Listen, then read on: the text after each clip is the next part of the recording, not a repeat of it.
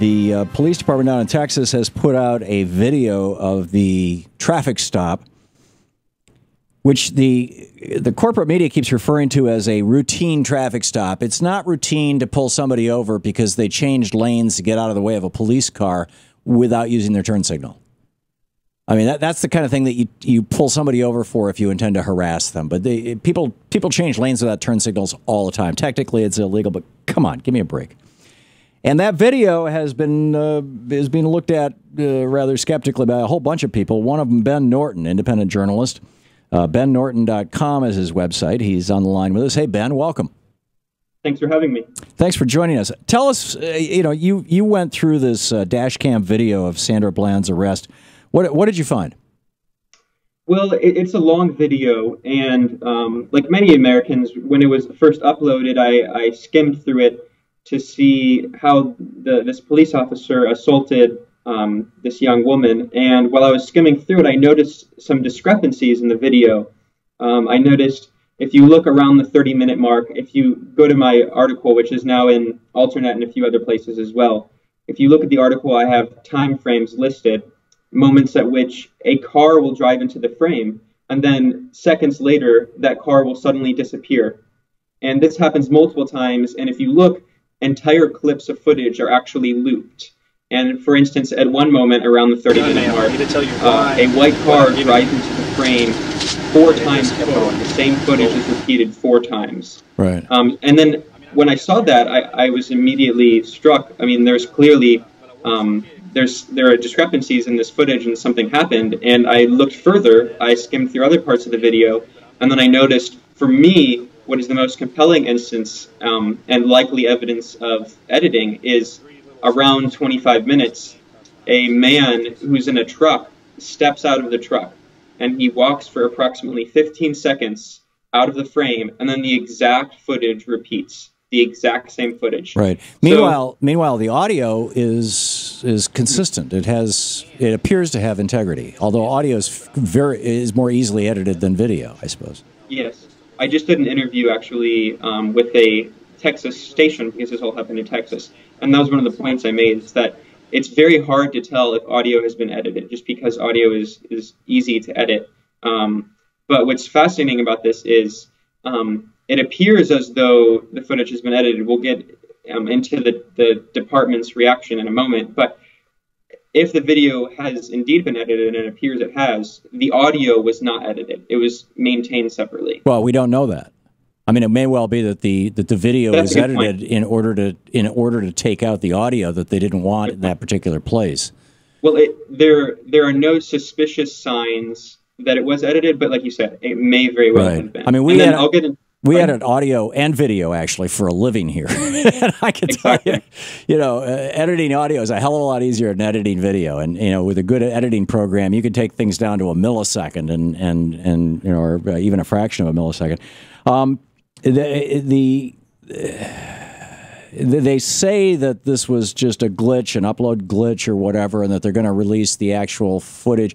The other thing that Jim and who's our video guy and Shane, who's our audio guy, and I were watching and listening to this this morning and watching the audio on a basically an oscilloscope kind of thing, and it seems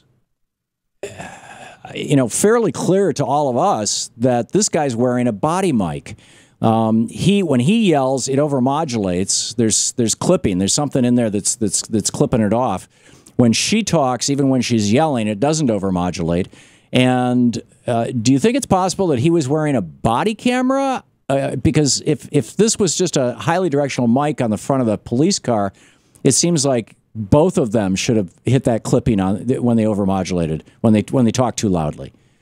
Well, it's hard to say about the body camera. Clearly, the audio is of very high quality, and that is not dashcam audio, if there even is audio on the dashcam video. Right. So is it picking it up off his walkie-talkie, or is he mic'd? And if he's mic'd, is he wearing? The other question it raises is he wearing a body camera? That's number one, and then number two.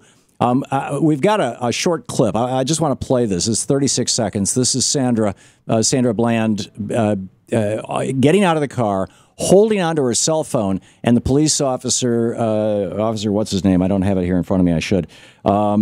Saying, you know, put down the phone. And she's like, I've got a right to record this. I don't know where that phone is. Here's the clip. I said, get out of the car. Why am I being apprehended? I'm giving you a lawful order. I'm going to drag you out of here. So you threatening to drag me out of my own car? Get out of the car! And then I will light you up. Get out! Wow. Now! Wow. Get out of the car! Really, for a failure to signal. You're doing all of this for Get a failure over there. Right, yeah. Yeah, let's take this to court. Let's do Go ahead. For a failure to signal. Yep, for a failure to signal. Get off the phone. On my school. Get off the phone. I'm not on the phone. I have a right Put to record. your phone this is down. My property.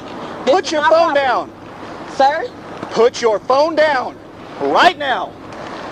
Put your phone down. Ben Norton, any idea where that phone is?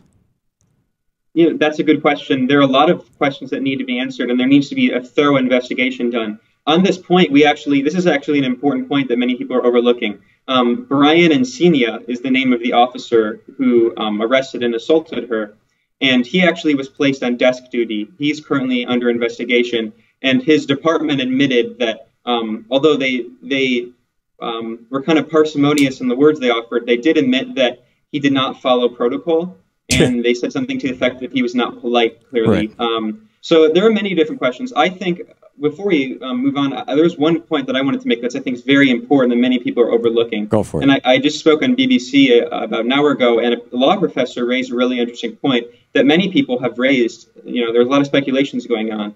The protocol for most police videos is to have time code. It's usually at the bottom of the video, and it shows the actual time at which that video was recorded. Right. On this video, there is no time code, which is already alone rather suspicious. Yeah, it makes it seem that the video's been cropped. Well, there are a few different possibilities. The department could claim that this camera doesn't have time code. That's a possibility, but we'd have to look at other videos and other cameras, and that seems to be improbable. Yeah. So what's likely is that one of two things were done. If the footage was indeed edited and there was a time code, they either, like you said, cropped it out, or they just zoomed in the footage. Right. And when you zoom in the footage, you can just right. And I'm thinking that they zoomed in the footage. I mean, we've got bystander video of him basically with his knee in the middle of her back. And usually dash cam video cameras are not your basic straight on lens. They're slightly wide angle lens, so they catch 100, 120, 130 degrees of view rather than just the 90 degrees in front of them. And if that's the case, that dash cam video may well have got him beating her up by the side of the road, basically, and they've cropped it to get that out of it. Yeah, that's a major possibility. I mean, there are a lot of questions involved here, and we should be very skeptical and suspicious. When you look at past instances of police brutality and instances like these in which police assault people of color, and in this case, someone who barely did anything wrong. I mean, as you had mentioned, technically it's illegal to turn without a turn signal, but people do this all the time. And actually, if you listen to what Sandra herself had said, she blamed the cop for speeding behind her and forcing her to turn. She said she was trying to get out of his way, and 14 times she asked him, "What are you doing this for?"